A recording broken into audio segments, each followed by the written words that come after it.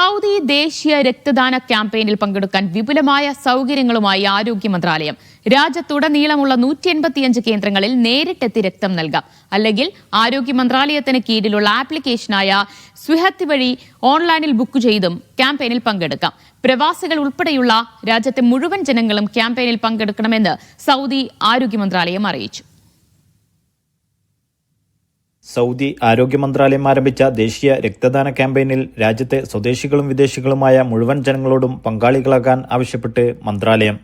ക്യാമ്പയിനിൽ പങ്കെടുത്ത് രക്തം നൽകുന്നതിന് രാജ്യത്തുടനീളം 185 സെന്ററുകൾ സജ്ജീകരിച്ചതായും മന്ത്രാലയം വ്യക്തമാക്കി.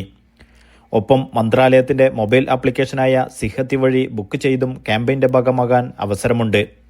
പൊതുജനങ്ങൾക്കിടയിൽ സ്വമേധയാ രക്തദാനത്തിന്റെ പ്രാധാന്യത്തെക്കുറിച്ച് അവബോധം വളർത്തുക, രക്തത്തിലും അതിന്റെ ഘടകങ്ങളിലും സ്വയം പര്യാപ്തത കൈവരിക്കുക, രാജ്യത്തുടനീളമുള്ള ഗുണഭോക്താക്കളുടെ ആവശ്യങ്ങൾ നിറവേറ്റുന്നതിനും സുരക്ഷിതവും സുസ്ഥിരവുമായ വിതരണം ഉറപ്പാക്കുക എന്നിവ ലക്ഷ്യമിട്ടാണ് ദേശീയ രക്തദാന ക്യാമ്പയിന് തുടക്കം കുറിച്ചത്.